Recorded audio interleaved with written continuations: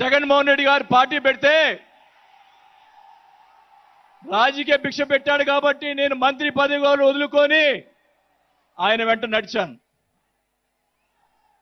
నేను 4 సంవత్సరాలు మనోహర్ గారికి తెలుసు, 4 సంవత్సరాలు మంత్రి ఉంది నాకు. అయినా కానీ నాకు రాజకీయ భిక్ష పెట్టాడు కాబట్టి, మానవత్వం అనేది ఉంది కాబట్టి నేను ఆ రోజు ఆయనకి తలిచాను. కానీ ఏం జరిగింది? నాకు మంత్రి వదిలిపెడితే మంత్రి ఇచ్చి మంత్రి తీసేశాడు.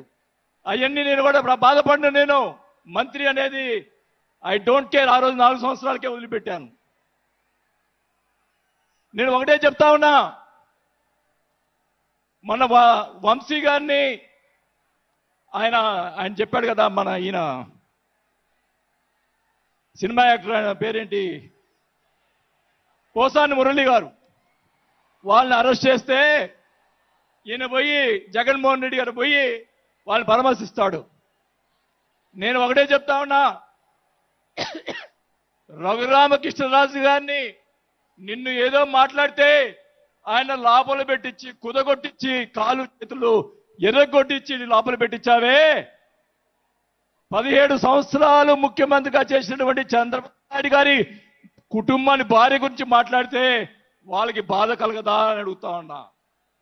ఆ రోజే నేను ఖండించాను, నేను అసెంబ్లీలో ఆ రోజే. అలాగే మన నాయకుడు పవన్ కళ్యాణ్ గారు, ఆయన గురించి మాట్లాడావు పోసాని మురళీకృష్ణ గారు. ఆయన కళ్ళైన చేస్తుంటే లక్షలాది మంది జన సైనికులు నీకు తుప్పు తుప్పుగా రాలగొట్టేవాళ్ళు. ఆయన మౌనం వహించారు. నేనైతే చెప్తా ఉన్నా, కుటుంబాన్ని అలా మాట్లాడారు కాబట్టి వాళ్ళని 9 నెలలు, ఇంకా 9 నెలల తర్వాత అరెస్ట్ చేశారు.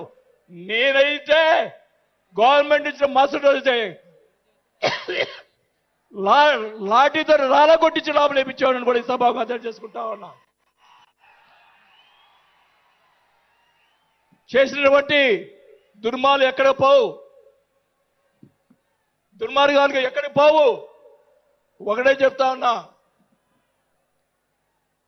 నేను 5 సార్లు ఎమ్మెల్యే, 2 సార్లు మంత్రి అయినా కూడా, నేను ప్రతిపక్షంలో ఉన్నప్పుడు కూడా మన నాయకుడు పవన్ కళ్యాణ్ గారు వైసీపీని ఒకరోజు అందరినీ తిడుతూ, ఒక బాలినేని శ్రీనివాసరెడ్డి గారు లాంటి మంచి వాళ్ళు ఉన్నారని చెప్పి ఆ రోజు చెప్పిన రోజే నేను జనసేనలో చేరి ఉండాలి అని కూడా తెలియజేసుకుంటా ఉన్నా.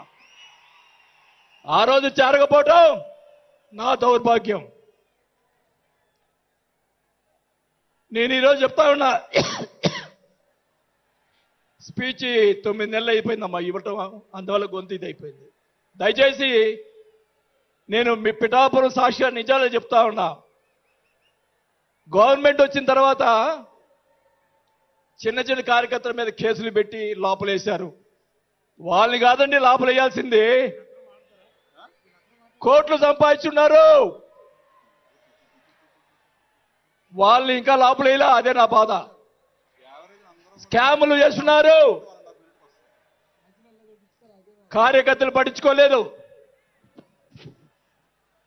కోట్లు సంపాదించి ఈరోజు రకరకాలుగా మాట్లాడుతూ ఉన్నారు. పవన్ కళ్యాణ్ గారి గురించి మొన్న మాట్లాడాడు జగన్మోహన్ రెడ్డి గారు.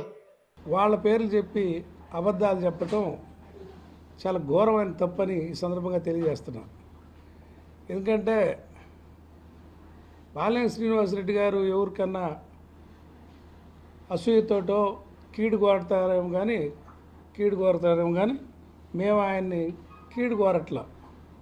ఎందుకంటే ఆయన దేవుడి మీద ప్రమాణాలు చేసి నేను అవినీతి చేయలేదనటం, అమ్మవారి సాక్షిగా మళ్ళీ అక్కడికి పోయి, ఇక్కడ వాళ్ళకి అందరికీ తెలుసునుక ఆయన ఓట్లన్నీ అందరికీ అర్థమవుతాయి, అక్కడికి పోయి అమ్మవారి సాక్షిగా అని చెప్పి ఆ గద్గద స్వరంతో ఊగిపోతా మా నాయకుడిని ఎట్ట గెలుస్తాడో చూస్తానంటాం. జగన్మోహన్ రెడ్డి గారిని గెలుపుని గెలుపోవటంని నిర్దేశించే శక్తి బాలినేని శ్రీనివాసరెడ్డి గారికి ఉందది ఆయన అర్థం చేసుకోవాలి.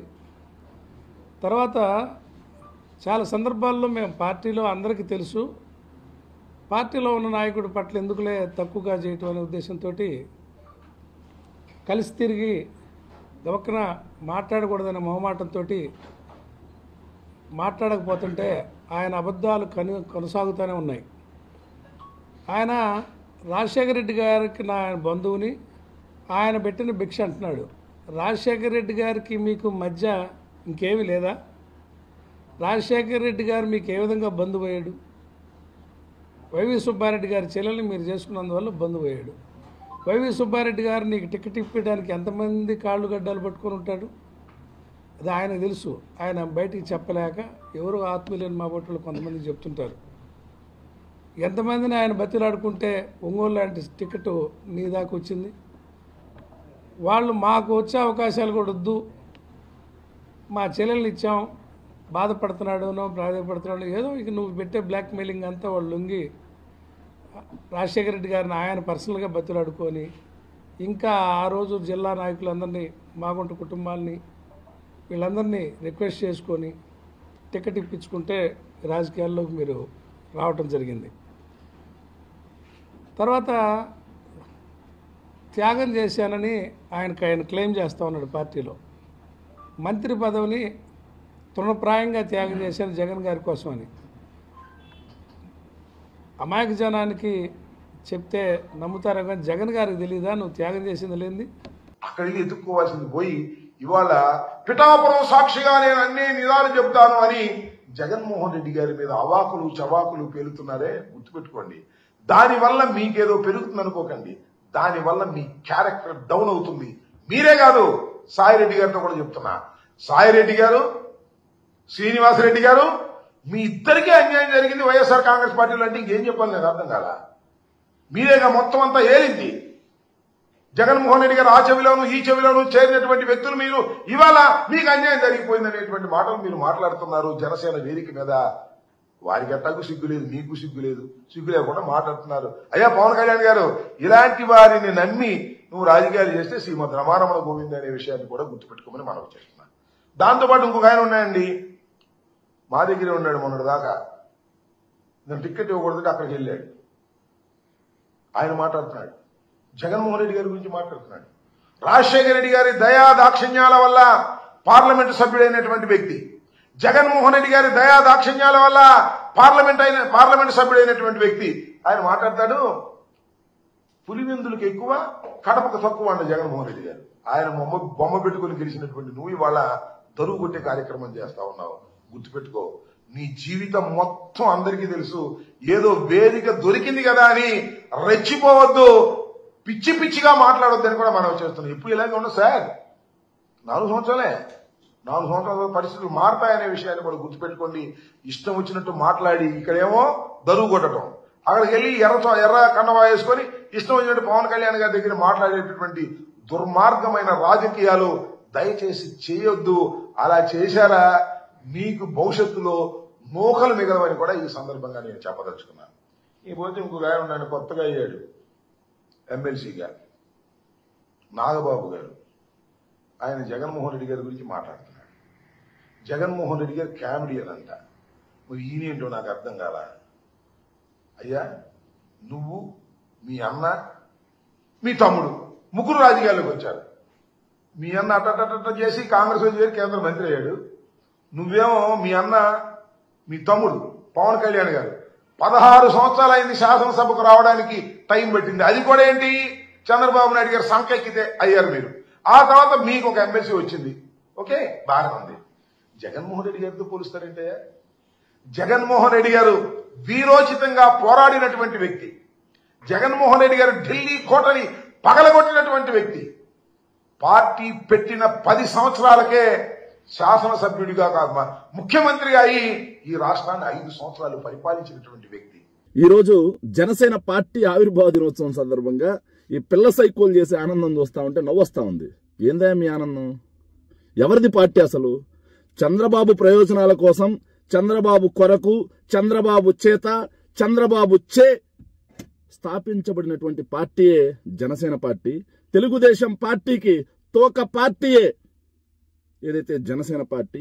అదేవిధంగా చంద్రబాబు నాయుడికి మైక్ పీసే, అద్దె మైకే పవన్ కళ్యాణ్ గారు అనేది ఆంధ్ర రాష్ట్ర ప్రజలందరికీ తెలియటమే కాకుండా పక్క రాష్ట్ర ప్రజలకు కూడా తెలుస్తా ఉంది. మీరేమో ఆవిర్భావ దినోత్సవాలు అంటారు. ఏంది 12 ఏళ్ళలో మీరు పీకింది?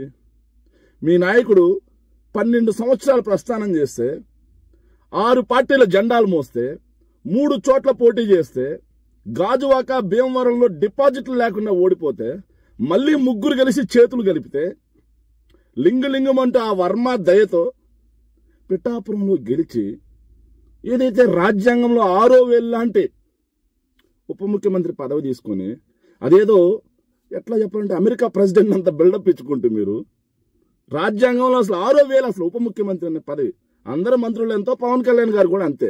కానీ ఏదైతే ప్రజా ధనం దుర్వినియోగం చేసుకుంటూ రాజ్యాంగంలో 6వ వేలు లాంటి పదవిని అనుభవిస్తూ దానికి అదనంగా స్పెషల్ ఫ్లైట్లు స్పెషల్ హెలికాప్టర్లు ఎవడు సొమ్మిదంతా? ముఖ్యమంత్రికి ఉండవలసినటువంటి ప్రోటోకాల్ని ఉప ముఖ్యమంత్రికి భర్తీ చేస్తున్నారు అంటే ప్రజాధనం వృధా అవుతున్నట్టు కదా. సో సైనిక్స్ గుర్తుపెట్టుకోండి, పవన్ కళ్యాణ్ అనే ఒక వ్యక్తి ఒక కులాన్ని మొత్తాన్ని చంద్రబాబు నాయుడు గారికి తాకట్టు పెట్టేశారు. అది అర్థం చేసుకునేసరికి మీకు జీవితకాలం సరిపోద్దేమో. వైఎస్ రాజశేఖర రెడ్డి గారు, ఆ తర్వాత జగనన్న, వీరిద్దరి ప్రభుత్వంలోనే మహిళలకి గౌరవం, భద్రత, రాజకీయంగా ఎంతో ఎదుగుదల, అలాగే సాధికార దిశగా ఆర్థికంగా బలోపేతం చేసే విధంగా తండ్రి కొడుకులు ఇద్దరూ కూడా మనకి ఎంత సపోర్టివ్గా ఉన్నారో ఒకసారి మనం అందరం కూడా గుర్తు చేసుకోవాలి. ఎందుకంటే జనాభాలో సగభాగం మనని ఓటర్లుగా చూసిన వాళ్లే తప్ప మనుషులుగా గౌరవించి మనను అభిమానంగా ఆశీర్వదించాలనుకున్న వాళ్ళు ఇద్దరే, వైఎస్ఆర్ గారు, జగన్మోహన్ రెడ్డి గారు. దానికోసం మనం ఎంత దూరమైనా పోరాడాలని కూడా ఈ సందర్భంగా తెలియజేసుకుంటున్నాం. ఎందుకంటే ఎప్పుడెప్పుడు చంద్రబాబు నాయుడు అధికారంలోకి వస్తాడో అప్పుడప్పుడు ఆడవాళ్ళ మీద అఘాయిత్యాలు కానీ, ఆడవాళ్ళని అవమానించటం కానీ, ఆడవాళ్ళని చులకనగా చూడటం కానీ, ఆడవాళ్ళకి ఇచ్చిన వాగ్దానాలు చేయకుండా ఎలా గాలికి వదిలేస్తారో చంద్రబాబు నాయుడు ముఖ్యమంత్రి అయిన ప్రతిసారి మనం గమనిస్తున్నాం. కాబట్టి ఇలాంటి వ్యక్తి మళ్ళీ ముఖ్యమంత్రి అవ్వటం మన దురదృష్టకరం. ఈరోజు చంద్రబాబు నాయుడు ముఖ్యమంత్రి అయిన తర్వాత ఏ విధంగా ఈ రాష్ట్రంలో మహిళల జీవన విధానం ఎంత భయంకరంగా మారిందో మనం కళ్ళారా చూస్తున్నాం. ఎందుకంటే చిన్న పిల్లల నుంచి ముసలి వాళ్ళ వరకు ఎక్కడ చూసినా వారి మీద ఎలా అఘాయిత్యాలు జరుగుతున్నాయి. ఎందువల్ల? ఈ రాష్ట్రంలో డ్రగ్స్, గంజాయి విచ్చల విడిగా చంద్రబాబు నాయుడు సీఎంగా ఉన్న తనను గెలిపించిన కుప్పం ప్రాంతంలోనే ఎకరాలకు ఎకరాలు గంజాయి సాగు చేస్తుంటే ఆయనకి కనిపించదు.